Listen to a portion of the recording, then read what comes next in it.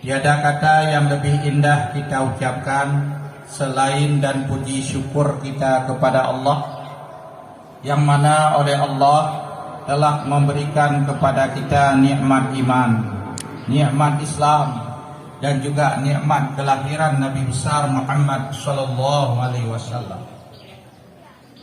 Kemudian rahmat dan sejahtera marilah sama-sama kita alamatkan ke pangkuan Nabi besar Muhammad sallallahu alaihi wasallam, yang mana oleh beliau yang telah membawa umat dari alam jahiliyah, alam kebodohan tak mengenal Tuhan yang sebenarnya, kepada alam Islamiyah, yaitu alam yang penuh dengan ilmu pengetahuan, khususnya ilmu pengetahuan agama. Sedangkan untuk ilmu pengetahuan dunia, Rasulullah bersabda dalam hadis riwayat Muslim, "Antum a'lamu bi umri dunyakum." Kamu lebih tahu dengan urusan duniamu. Kemudian rahmat dan sejahtera juga kepada al dan sahabat beliau sekalian. Penghormatan kami yang pertama sekali kepada Bapak Kepala UPTD Puskesmas Juli. Kemudian penghormatan kami kepada bapak-bapak dan ibu-ibu, karyawan dan karyawati bekerja mengabdi melayani masyarakat dalam bidang kesehatan. Kemudian penghormatan kami kepada Bapak Mukim beserta para tamu undangan yang telah berhadir. Kemudian penghormatan kami kepada para pelajar, baik siswa dan siswi, anak-anak yatim yang telah berhadir untuk meramaikan, menyemarakkan peringatan Maulid Nabi besar Muhammad sallallahu alaihi wasallam. Dan penghormatan kami kepada para hadirin dan hadirat yang dirahmati Allah. Setiap tahun bagi umat Islam yang bermadhab Ahlussunnah wal Jamaah, ketika datangnya tanggal 12 Rabiul Awal dan seterusnya, mereka membuat satu acara keagamaan, suatu sunnah hasanah fil Islam, suatu tradisi yang baik dalam Islam, yaitu acara tersebut diberi judul Yuqamu Bizikra Maulidin Nabi, yaitu mengadakan peringatan Maulid Nabi sallallahu alaihi wasallam. Jadi zikra peringatan, asal katanya ingat. Maulid waktu kelahiran Nabi.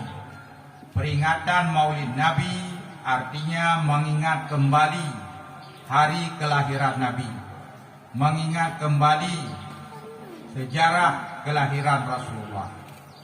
Islam tidak pernah melarang kita untuk memperingati hari bersejarah. Bahkan 1000 ayat Al-Quran isinya itu sejarah, mulai dari sejarah Nabi Adam sampai sejarah Nabi Muhammad.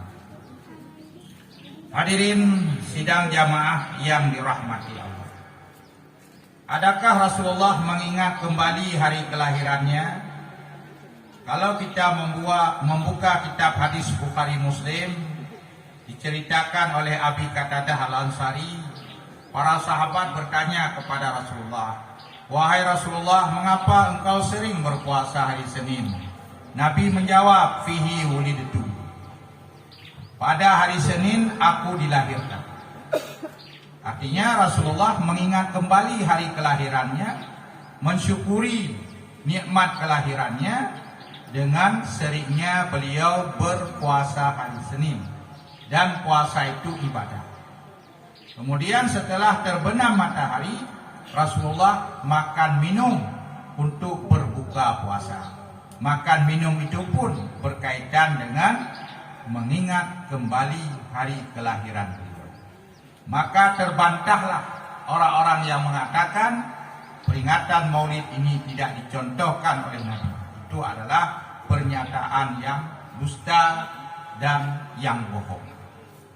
Kemudian selanjutnya peringatan Maulid Nabi mengalami perkembangan, di mana umat Islam mulai abad ke-6 Hijrah pada masa Salahuddin Al-Ayyubi dan Sultan Malik Muzaffar, peringatan Maulid diisi dengan kegiatan-kegiatan ibadah lainnya seperti membaca Al-Quran. Membaca Al-Quran juga ibadah. Diisi dengan berselawat kepada Nabi, itu juga ibadah. Diisi dengan bersedekah. Ada yang mensedekahkan makanan yang telah dimasak, yang dalam bahasa Arab dikatakan walimah. Walimatul Maulidin Nabi, walimah. Dalam bahasa Indonesia kenduri. Dalam bahasa Aceh khanduri, karena kekongkun kan. Khanduri walimatul Maulidin Nabi, kenduri Maulid Nabi.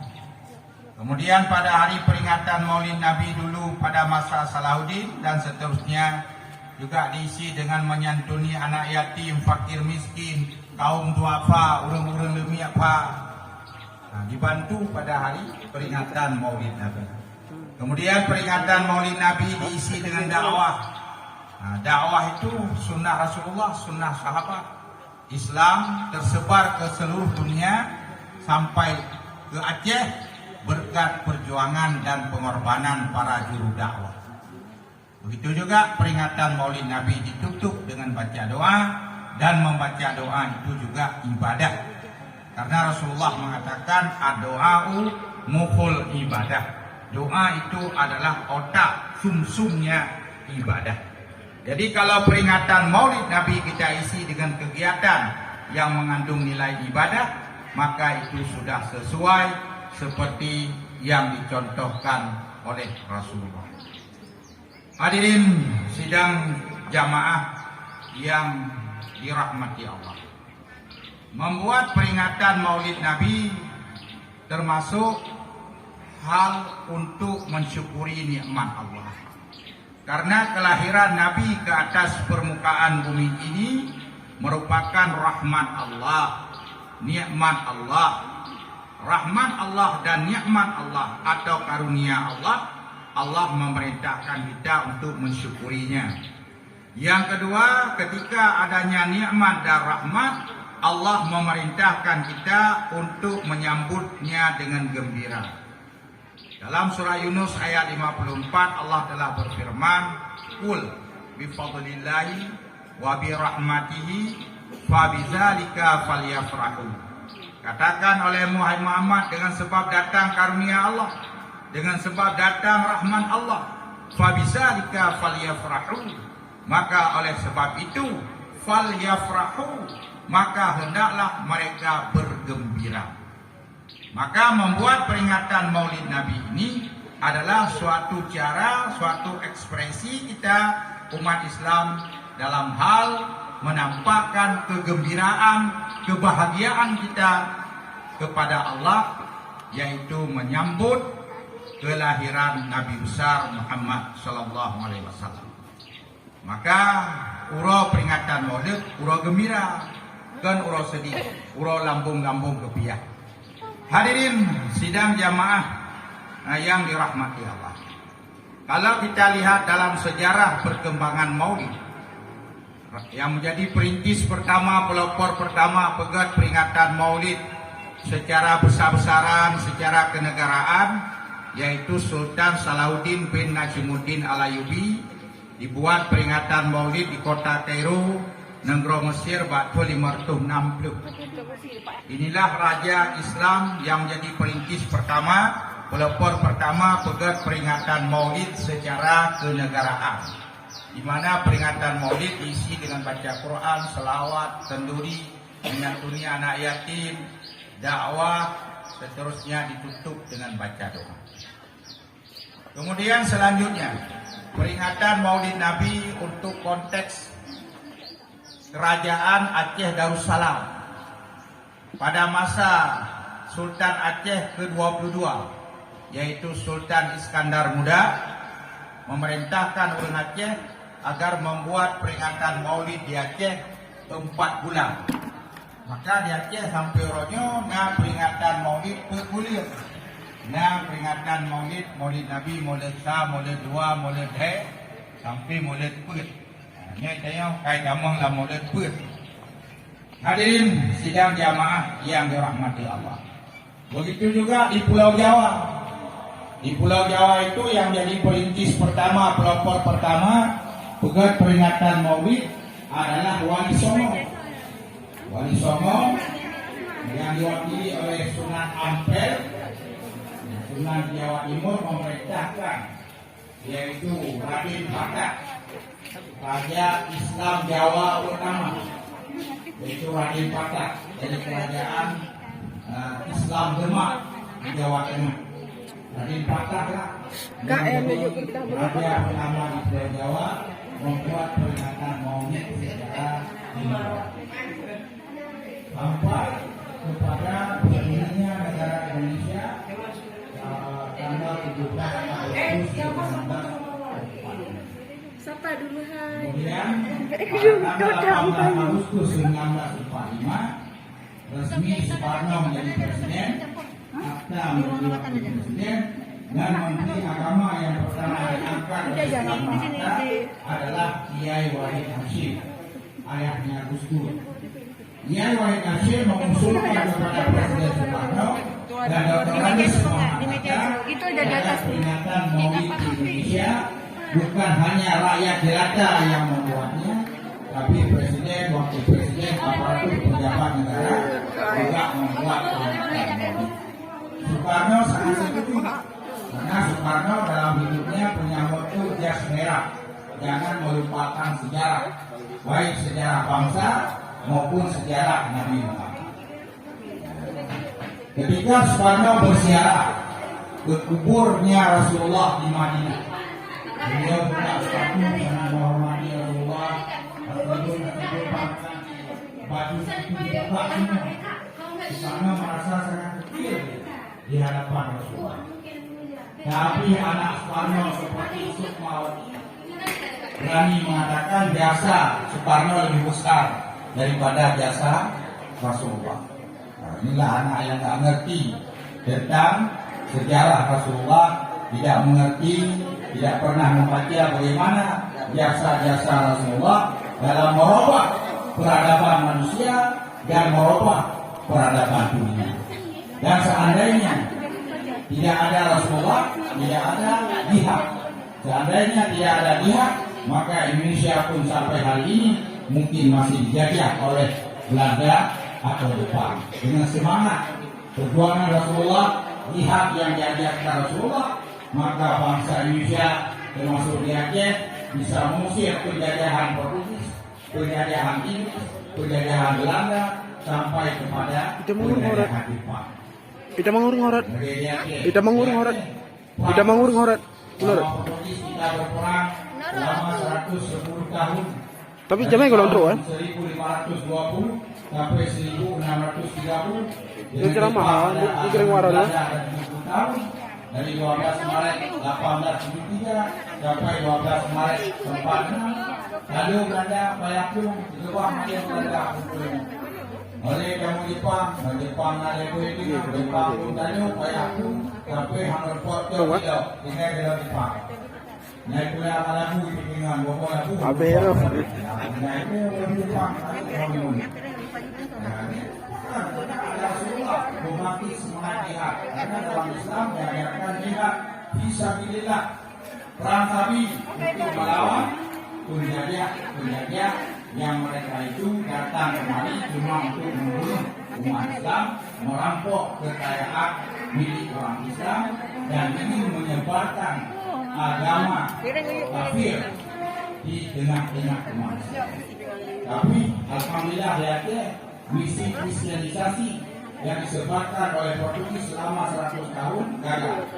Belanda juga menyebarkan agama Kristen di Indonesia, di Aceh gagal. Tapi provinsi-provinsi lain berhasil, Aceh gagal. Maka kita pun Aceh jamun Islam itu. Tapi ini kita ke Aceh kalau kita Islam itu. Ini ada bagi Aceh Allah Rahmatullahi Wabarakatuh. Hadirin sidang jamaah yang dirahmati Allah. Maka pada tahun 1947 Presiden Soekarno, Dr. Andes Muhammad Hatta dan Kiai Wahid Hasyim ayah Gus Dur, Menteri Agama pertama Indonesia, membuat peringatan Maulid di dalam istana negara. Dan mulai tahun 1947 Presiden Soekarno memerintahkan bahwa tanggal 12 Rabiul Awal itu adalah tanggal merah, hari libur nasional. Sekolah tutup, kantor tutup. Maka kalender di Indonesia mulai 1947 tanggal 12 Rabiul Awal tanggal merah. Padahal di dalam dunia negara-negara di dunia, baik mayoritas Islam ataupun negara Islam sendiri seperti Arab Saudi, tidak ada 12 Rabiul Awal itu tanggal merah. Malaysia dulu juga tidak ada. Mungkin Malaysia sekarang sudah ada, Brunei sudah ada karena meniru Indonesia. Tanggal 12 Rabiul Awal adalah tanggal merah, hari libur nasional. Ini Soekarno yang menetapkan. Kemudian Soekarno 22 tahun dia menjadi presiden, lalu digulingkan, naiklah Soeharto. Soeharto 32 tahun jadi presiden.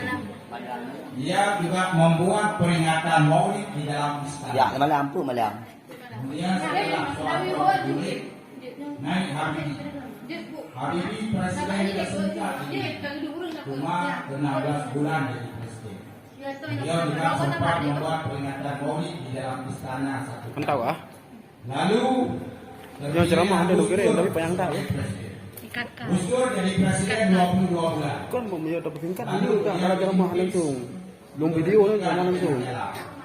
Ketua MPR Ceramah ada betul Budin. Gus Dur rokokmu Maya lupa. Belum ada lawan. Gus Dur menjawab, saya orang muda, kok disuruh mundur? Saya jangankan mundur, maju aja susah. Maju mundur, maju mundur lah, maju mundur.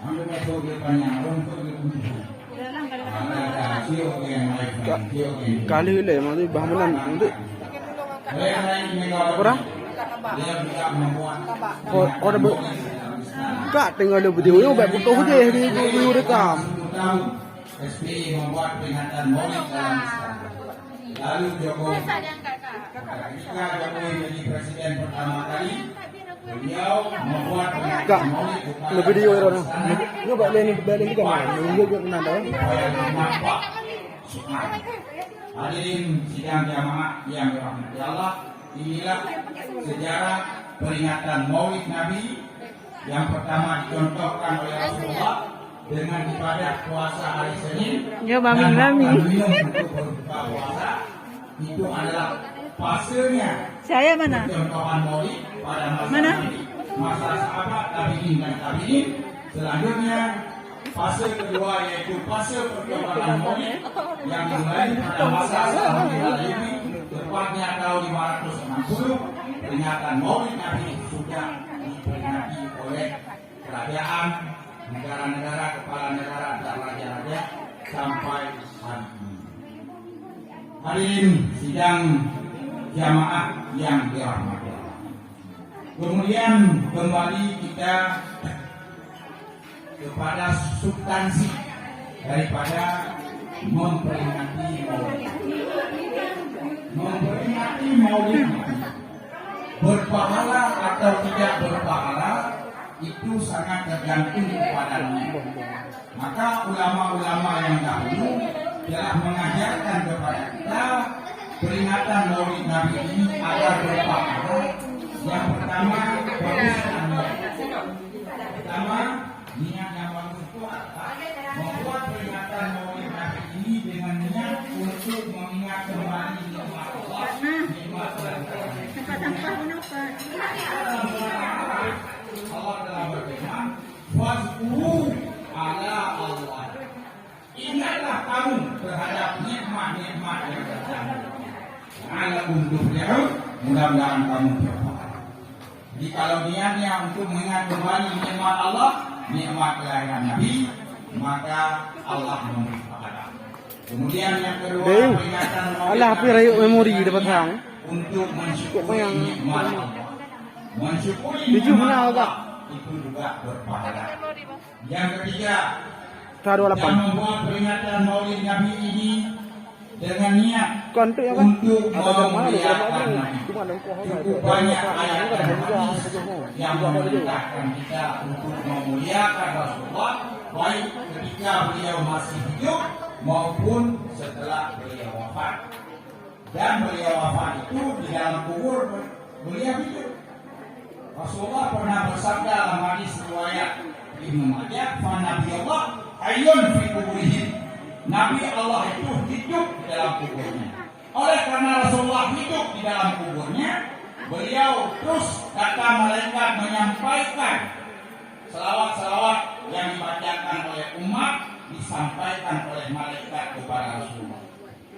Ya benar akan selalu untuk malaikat yang sampo Nabi bahwa PPD tes mahiri yang selalu kedua Rasulullah.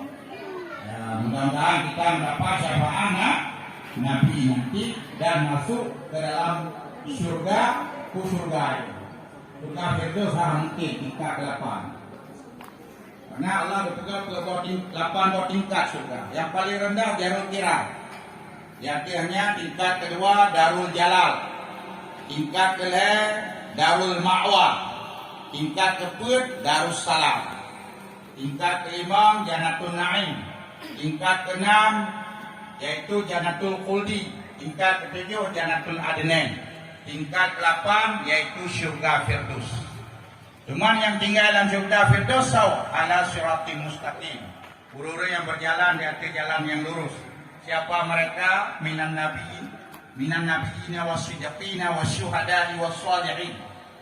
Seperti para nabi dan rasul yang dalam surga Firdaus. Wasiddiqin, sahabat-sahabat nabi dalam surga Firdaus. Wasyuhada'i, guru-guru yang syahid dalam perang Sabi, dalam perang Belanda, dalam perang Jepang, perang Portugis, ikuti tempat. Wassalihin, ulama-ulama yang saleh.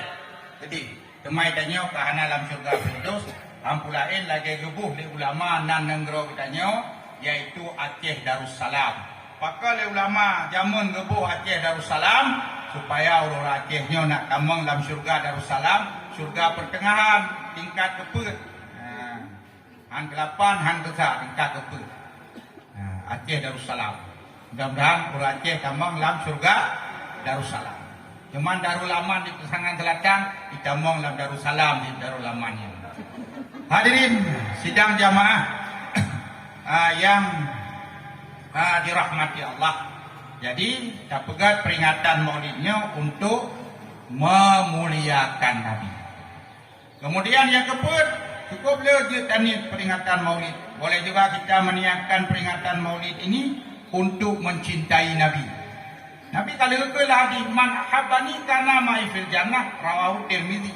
Barang siapa yang mencintaiku, maka ada ia bersamaku dalam surga. Cara mencintai Nabi itu diserahkan caranya kepada umat. Maka umat Islam Ahlussunnah wal Jamaah, cara untuk mencintai Nabi itu yang pertama berselawat kepada Nabi. Maka waktu ada peringatan maulid, maka nak selawat ke Nabi. Pertama untuk mendapat syafaat. Yang kedua itu adalah cara untuk mencintai Nabi. Nah, hanya cara mencintai Nabi lah mengikuti sunnah beliau, mencintai ahlul bait beliau, mencintai sunnah-sunnah sahabat. Kemudian bukti kita mencintai Nabi juga yaitu mengikuti sifat-sifat akhlakul karimah beliau. Maka kita selaku umat beliau wajib kita mengikuti sifat-sifat kebaikan yang ada pada beliau. Di antaranya sifat beliau siddiq, sadaq, benar perkataan. Beliau tidak pernah berdusta. Yang dikatakan dusta yaitu perkataan yang tidak sesuai dengan kejadian. Hukum dalam Islam berdusta itu hukum dasarnya haram. Kecuali boleh berdusta dalam peperangan, itu boleh berdusta. Mati musuh Firaun terpegah 8, itu boleh. Kemudian dusta seorang suami kepada istri untuk menyenangkan hati istri, itu juga dibolehkan. Firau ragam mengkawin dengan Firau rinang anak jarang magun. Nah, kagun bu ada kembu listrik yang mah. Ini tagun kuah boleh hidang atau meja. Lainnya duduk bersama makan. Dan yang istri iban bang, mangat masakan don, mangat. Padahal hakim tak jauh. Tapi mereka jauh, mahim tak jauh. Iban kata gue, nyam nyuruh inang darah tinggi, tumpang ke yang lagi oleh umpun, tak jalan oleh luar mangkun, hingga tak gurau. Ya, jadi untuk menyenangkan hati istri, seorang suami bersusta mangat, ya menghargai karya istri. Kemudian sifat kebaikan yang ada pada diri Rasulullah dan sifat wajib para Rasulullah yaitu amanah, jujur. Lawannya khianat. Rasulullah jujur, dapat dipercaya. Maka kita selaku umat juga harus demikian. Jujur, benar amanah. Ya ke, negara Rasulullah. Baki samun amanah dicabut. Hati-hati orang pemegang amanah. Kalau di Indonesia ada kalau sampai terbentuknya KPK, Komisi Pemberantasan Korupsi. Kenapa? Karena pemimpin itu karena di amanah. Semua yang ditangkap, yang dituduh, yang didakwakan, semua terbukti korupsi. Berarti tidak ada amanah. Rekam je. Suwe berapa itu? Oleh yang telah benar beliau menyampaikan, Rasul menyampaikan wahyu. Lawannya menyembunyikan, penyudahnya inaku menyampaikan kebenaran. Pegang yang betul. Baik pegang apa sulit. Baik pegang apa. Kan janda muda, Pak. Baik hawa ini pin. Sampaikanlah kebenaran. Walaupun kebenaran itu sangat baik. Kemudian yang kelima, yang keempat yaitu fatanah, bercerdas. Nabi cerdas, kita umat Islam ini juga pun harus cerdas, harus pandai. Bagaimana bisa kita cerdas dan pandai? Itulah dengan pendidikan. Dengan pendidikan, baik pendidikan agama maupun pendidikan umum ataupun seperti bapak-bapak dari ibu-ibu yang ada di Puskesmas ini, yaitu pendidikan di bidang masalah kesehatan. Kita dalam kitab Ta'lim murid Islam sikuyu murunau, ilmu-ilmu pengobatan, ilmu-ilmu kesehatan, supaya umat Islam ini tidak tergantung kepada orang kafir.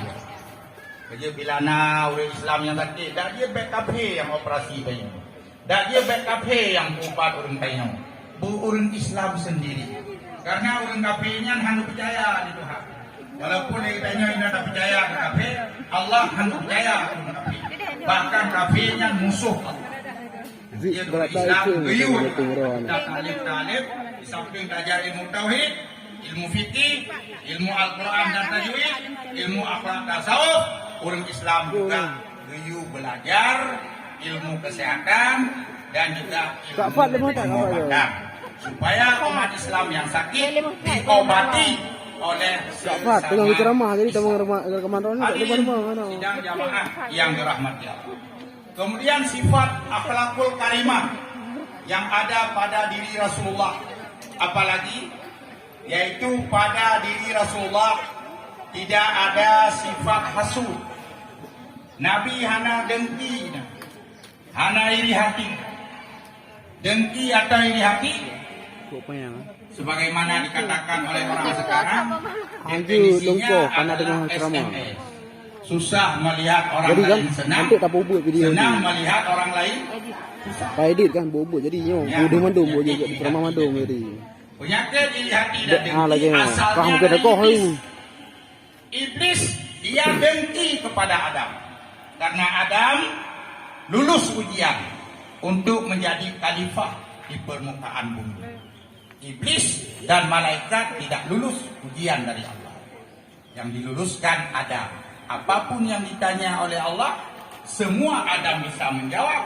Apapun yang ditanya oleh Allah kepada malaikat, malaikat menjawab, la ilma lana illa ma 'allamtana. Ya Allah, kami tidak ada ilmu kecuali ilmu yang telah Engkau ajarkan ya Rasulullah. Hana ko liok ngalong la gede bang. Sahabat liok bau gede ente be hana di hente wala upload. Adam dari sifat yang inilah ini menelincirkan Adam untuk berbuat dosa, berbuat salah.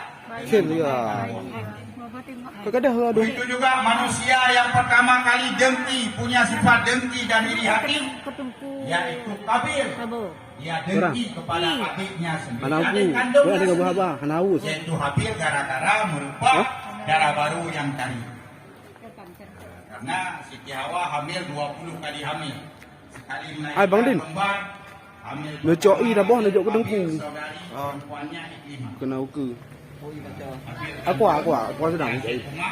Laki. Sangat cantik, very beautiful. Han, view je ke kan. Macam jin ke upload Bandung kan. Kukohnya kan tu yo. Yang penghabayan tu. Tunggu. Saipudin. Akan suran tu. Awak arau kan dia yo. Perempuannya labut. Labut anak dari boleh tampling, Betul. Dia kan. Bicara Allah Qabil kawin dengan labut. Habil kawin dengan Iklimah. Tetap protes Qabil. Protes. Ya Nabi Allah, ya ayah maklum ni kawin ni labut. Ulung ni labut. Lagi bogadung hancur jok. Anak selevel. Dia kena. Satu. Kawin dengan saudari. Gembar roh sendiri. Iklimahnya lagi. Jeblak. Haca. Sudah mempersembahkan korban yang diterima Tuhan Habil. Apa je mandum? Pegahlah. Ya. Berhaklah Habil kawin dengan Iklimah. Pada akhirnya Habil dengki membunuh adiknya sendiri di negara Irak. Setelah itu beliau Habil lari ke Iran dan menjadi kafir, menjadi orang yang menyembah api. Hadirin sidang jamaah yang dirahmati Allah. Maka kita pun baik hidup di tengah-tengah masyarakat dengan tetangga atau bekerja di dalam satu instansi, baik instansi pemerintah maupun rumah sakit yang lainnya, baiknya sifat iri hati dan dengki. Patakala ngon dekai bangka kaya bahan dengan semalam. Ngon dekai lo motor baru kaya kita pikiran itu darah tuyul atau ini sampai tapi mungkin dia minta sampai yang kaya itu motor. Nya pasti nak sampai jinak. Macam-macam buruk sangka kepada orang. Maka Al-Quran tahu, Allah tahu pada diri orang mukmin itu ada sifat dengki dari di hati. Maka bila ditanya kata pura tu hamil tanging, saudara-saudara tanya agamamu, sering-seringlah baca wala taj'al fi qulubina illal lil ladzina amanu. Yang doa supaya tanya bairi hati dan dengki. Surat Al-Hasyr ayat 10. Surat Al-Hasyr ayat 10 adalah surat untuk dihilangkannya oleh Allah dalam hati kita sifat dengki dari hati. Wala taj'al fi qulubina ghillal lil ladzina amanu. Ya Allah, baik menjadikan dalam hati kamu sifat dengki dan iri hati kepada orang-orang mukmin, kepada orang-orang beriman. Kemudian pula sifat-sifat yang buruk, akhlak yang tidak baik yang tidak ada pada diri Rasulullah. Yang kedua ujub. Ujub mana Nabi? Ibarat mana ujub? Ujub kagum kepada diri sendiri. Biasa hidup ujub, naik hidup ujub baru maling, naik hidup ujub baru kaya, naik hidup ujub baru kali, naik hidup ujub baru ibadat. Hidup ujub baru ibadat. Tengah malam jaga kepoh 2 malam. Berbeda doi yewi tikai go nya gemudu aliannya semayang getah itu. Dia semayang tahajud melapar rakaat, maksudnya tambah witir le. Mengedua dia kemeratib. Tengah kemeratibnya tak terus ikut ujub. Tiba ke latih nya malamnya di kampung punyanya. Si Cumadro yang jaga tengah malam salat tahajud. Yang lain panena mugro tengok. Nya katro ujub dia. Kagum kepada diri sendiri. Menanti hidup ujub baru tadi yang di kampungnya Sidro Kupunga Desa. Yang lain panena muka-muka lagi kiri tegedam.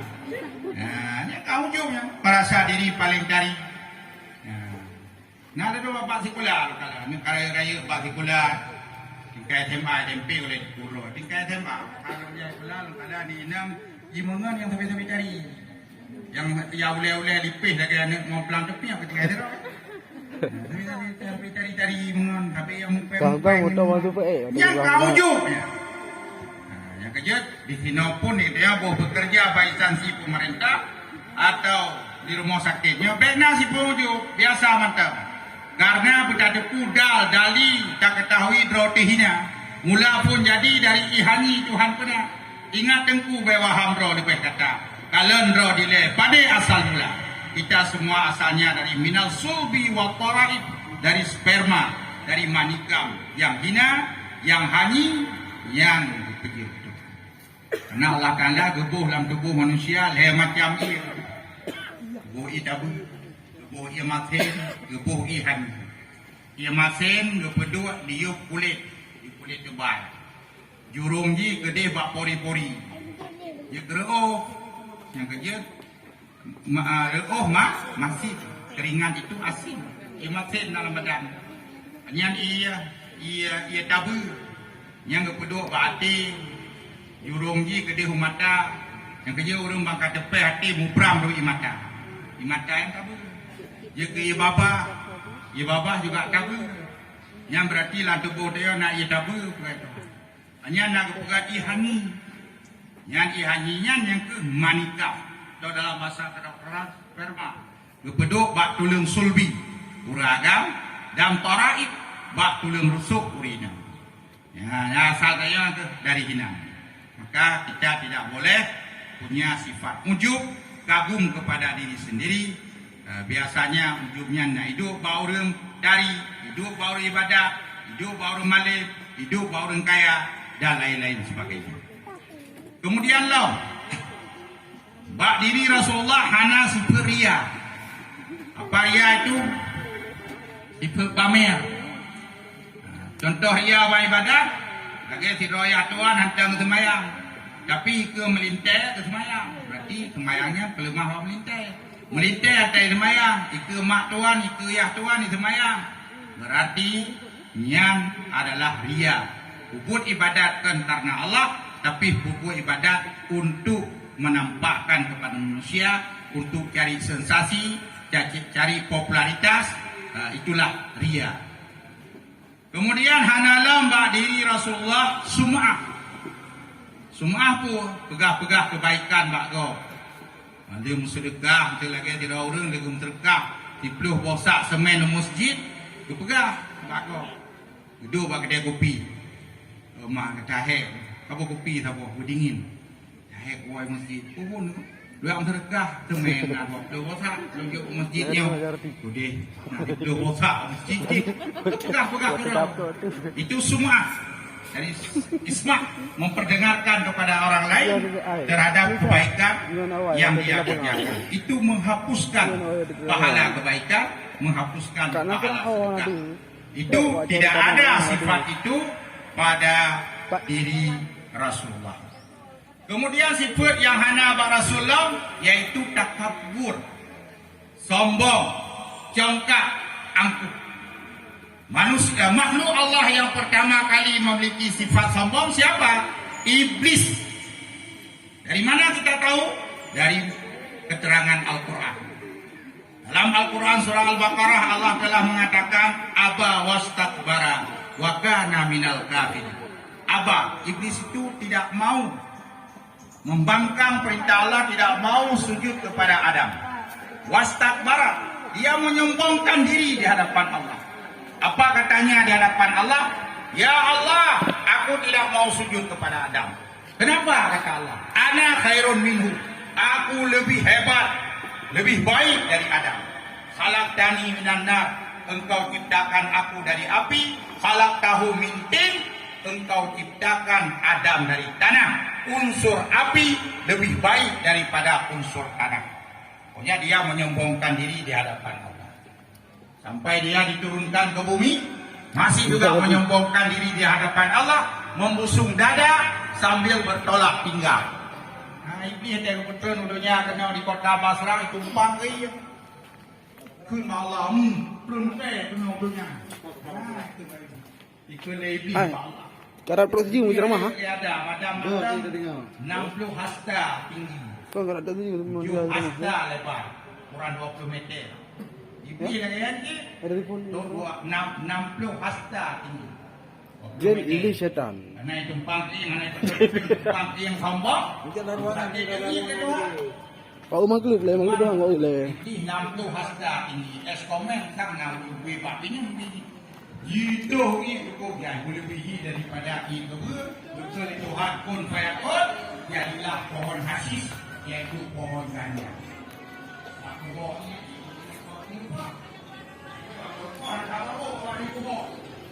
Hukum di hadapan, ya biar kok mengkeruk. Ya mengkeruk karena punya nabi kok. Ya keluar kok karena banyak dulu. Biar kayu kok. Hai Vera. Goyang goyang daku Vera.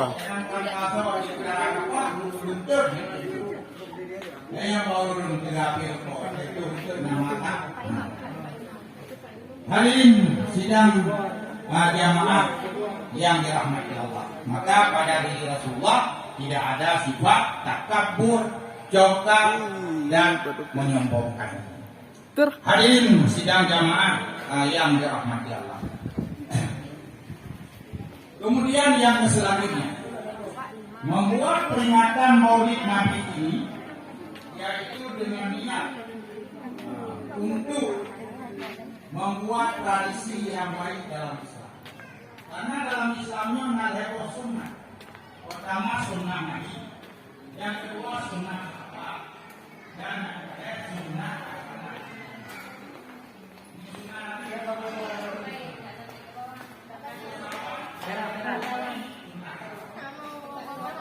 Vera, nggak dihero kebecut.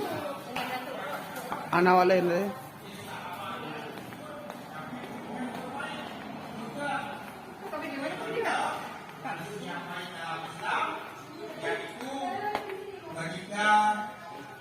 Mengadakan handuri peresmian pengantin, juga hiasan, juga kelamin, kugut.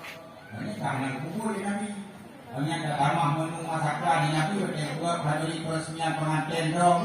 Cuma lagi rabong ramen.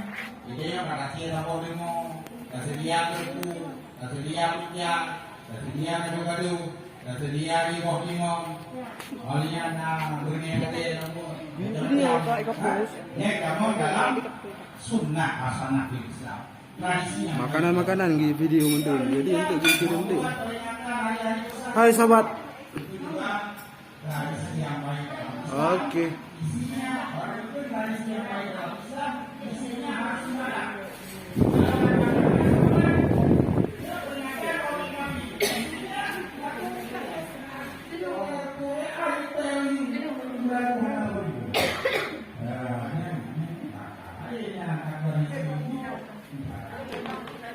Jadi membuat peringatan Maulid Nabi ini termasuk dalam sunnah hasanah.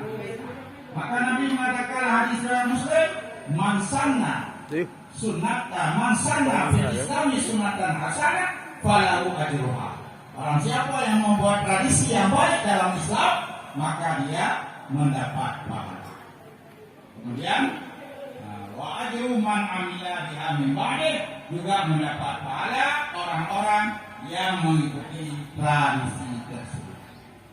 Hadirin sidang jamaah yang dirahmati Allah, kalau kita lihat di dalam realita kenyataan di lapangan, rata-rata orang yang membuat peringatan Maulid Nabi ini adalah orang yang bermadzhab Ahlus Sunnah wal Jamaah.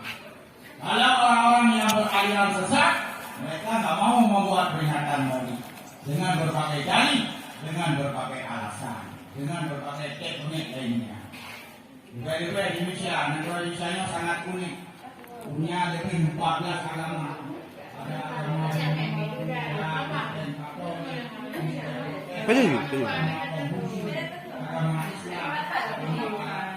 Hai ini bijak ke dia, hai. Jadi ku dengar rekamannya orang. Ada agama Witan di Jawa Barat, daerah Sunda, ada agama Kalingan di Kalimantan menyembah pohon-pohon besar. Kemudian ada agama Bahari. Udah agama Indonesia. Punya aliran sesat.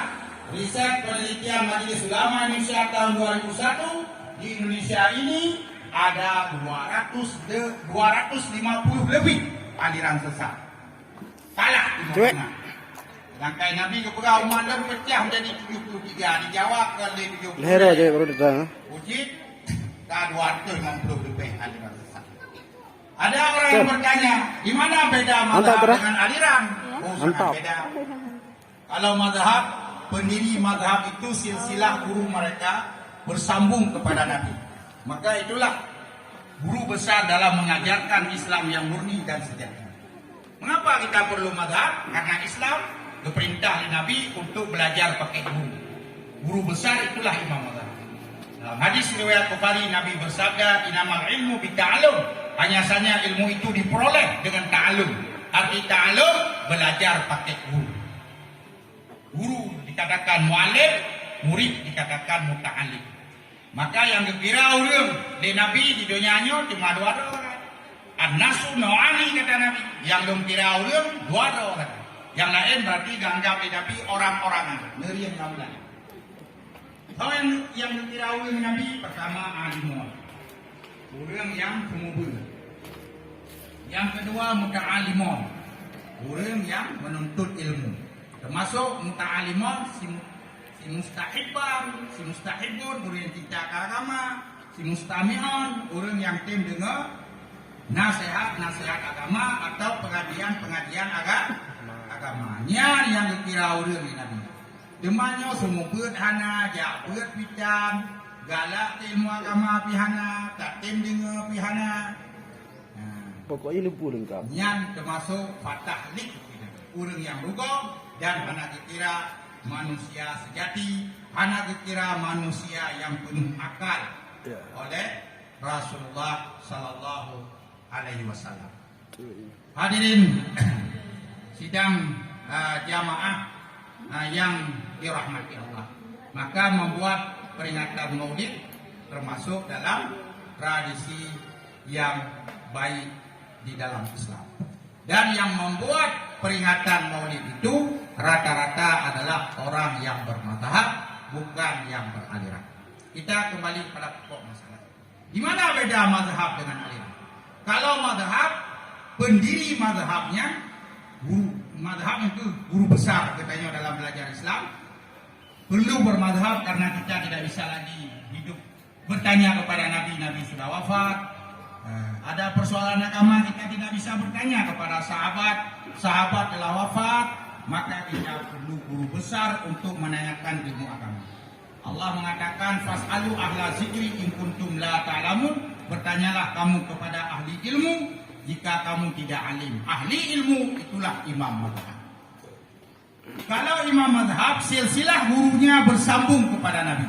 Contohnya orang Aceh, orang Indonesia, orang Asia Tenggara, bahkan dunia Islam, banyak yang bertaklid mengikuti mazhab Imam Syafi'i. Imam Syafi'i itu jelas dia pendiri mazhab karena gurunya, silsilah gurunya bersambung kepada Nabi. Imam Syafi'i ketika di Makkah beliau berguru kepada Muslim Khalid Zanji. Maka kita dalam belajar agama pun wajib berguru. Kalau enggak salah pemahaman Islam. Jadi kita tahu macam-macam muncul khilafiyah, macam-macam muncul pendapat. Yang kan salah Quran, kan salah hadis. Walaupun ayat hadis hibah, tapi salah pemahaman. Kan studio RRI yang rusak, tapi radio dengan kontak. Kan Quran hadis yang salah dia memahami. Imam Syafi'i ketika di Makkah berguru kepada Muslim Khalid Zanji. Muslim Khalid Zanji berguru kepada Ibnu Juraid. Ibnu Juraid berguru kepada Atta bin Rabah. Atta bin Rabah berguru kepada Ibnu Abbas. Ibnu Abbas berguru kepada Rasulullah. Dan itu silsilah orang Imam Syafi'i sambung ke Nabi. Maka kalau ke Imam Syafi'i, baik dipikir pergi kampung raun. Nya Imam Madhab. Budak Imam Syafi'i kerja ke Madinah. Dia mengurai bah Imam Malik. Imam Malik berguru kepada Imam Zuhri. Imam Zuhri berguru kepada Nafi'. Nafi' berguru kepada Ibnu Umar. Ibnu Umar berguru kepada Rasulullah. Kemudian berangkat Imam Syafi'i ke Kufah, Irak. Beliau berguru kepada Abu Yusuf. Abu Yusuf berguru kepada Imam Hanafi. Imam Hanafi berguru kepada Hamad bin Sulaiman. Hamad bin Sulaiman berguru kepada Alqamah Al-Qais. Alqamah Al-Qais berguru kepada Ibnu Mas'ud. Ibnu Mas'ud berguru kepada Rasulullah. Jadi guru Imam Syafi'i baik di Makkah, Madinah, Kufah, Irak bersambung kepada Nabi. Itu dalam bidang fikih. Dan yang orang awam wajib bermadhab. Karena kita tidak bisa memahami Al-Quran dan hadis secara langsung, tidak cukup ilmu. Dalam bidang tauhid juga kita punya guru besar. Namanya Abu Hasan Ali Al-Asy'ari. Beliau lahir di kota Basrah tahun 260 Hijrah. Wafat di kota Baghdad tahun 20 Hijrah. Dalam tauhid kita berguru kepada Abu Hasan Ali Al-Asy'ari. Abu Hasan Ali Al-Asy'ari ketika kita mau Ahlussunnah wal Jamaah ditubit dari Mu'tazilah bangsa pemburan Pak Syekh Junaid Al-Baghdadi, ulama tauhid terbesar di negara Irak di Baghdad. Syekh Junaid Al-Baghdadi berguru kepada Sari Sakati. Sari Sakati berguru kepada Ma'ruf Harki, bukan Ma'ruf Hamid. Ma'ruf Harki. Ma'ruf Harki berguru kepada Daud At-Tai. Daud At-Tai berguru kepada Muhammad Habib Al-Ajami. Muhammad Habib berguru kepada Hasan Basri.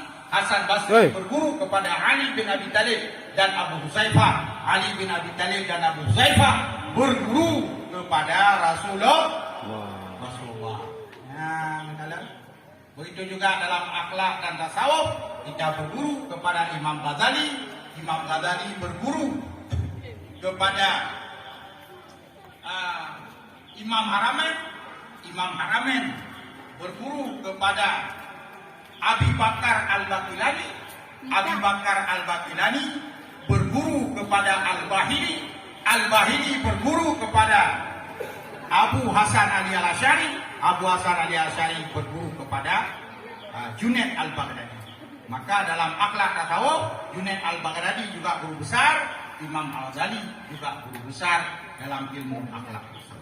Hadirin yang terhormat, ketika Rasulullah wafat kembali kepada Allah, yang diwariskan kepada kita umat Islam keempat. Pertama Al-Quran, yang kedua hadis, yang ketiga sahabat, dan yang keempat ulama. Siapa mengatakan ulama itu warisan Rasulullah? Nabi sendiri dalam hadis Abu Daud mengatakan al-ulama warasatul anbiya. Ulama itu adalah orang yang menerima warisan dari Rasulullah. Apanya yang dia terima? Yaitu ilmu. Maka ketika ada persoalan agama, kita tidak mungkin bertanya kepada Nabi karena Nabi sudah wafat. Tidak mungkin bertanya kepada sahabat sudah wafat. Tidak mungkin bertanya kepada Imam Syafi'i, tapi karena Imam Syafi'i meninggalkan kitab, yang bisa memahami kitab Imam Syafi'i yaitu para ulama Ahlussunnah wal Jamaah, maka kesanalah kita akan berguru supaya kita mendapatkan Islam yang murni dan sejati. Apalagi kita hidup di zaman sekarang ini, di akhir zaman, tanda-tanda kiamat itu salah satunya terpecah umatku menjadi 73 golongan kelompok. Satu yang selamat Ahlussunnah wal Jamaah, 73 lagi masuk ke dalam neraka karena memang mereka ada yang sudah murtad dan ada yang mengembangkan aliran-aliran sesat. Na'udzubillah. Hadirin yang terhormat, maka hak Nabi di atas kita umat, yang pertama memperbanyak selawat kepada beliau. Yang kedua, menjadikan beliau sebagai uswatun hasanah, sebagai contoh teladan yang baik. Pelajarilah riwayat hidup Nabi. Pada diri Rasulullah ada sifat-sifat akhlakul karimah, ada sifat-sifat yang buruk. Itu yang tidak ada pada diri Rasulullah. Maka kita menghilangkan. Lebih-lebih wakil manya, wakil hijab, ditengku-tengkui kampung, kena gebur-gapur lang jepe. Kupur gapur lah jepe gapur putih untuk tafaul, untuk simpenan.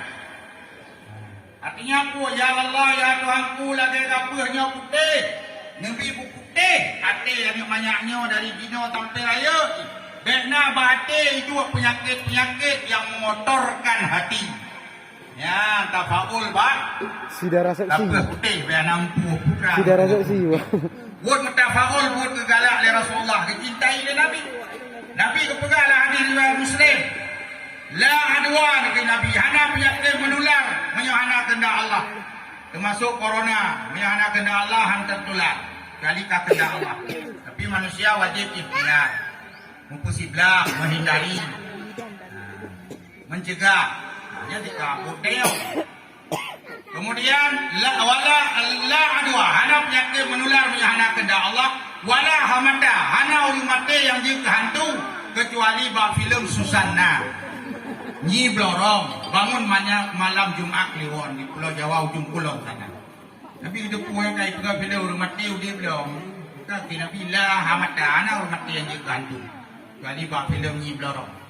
Alian pulau wa uhibbul fa'la salih, aku mencintai tafaul yang baik.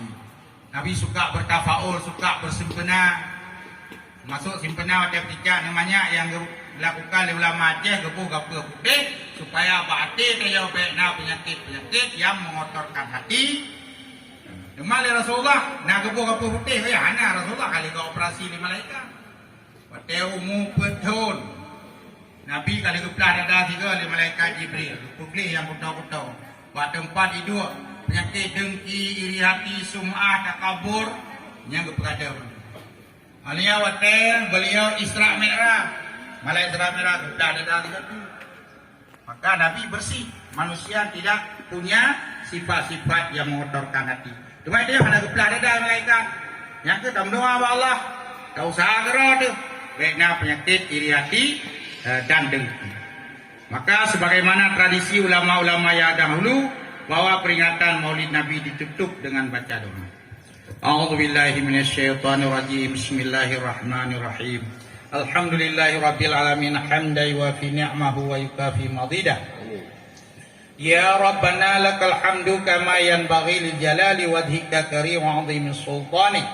Allahumma shalli wa sallim ala sayyidina Muhammad wa ala alihi wa sahbihi ajma'in. Allahumma hab lana min azwajina wa zurriyyatina qurrata a'yuni waj'alna lil muttaqina imama.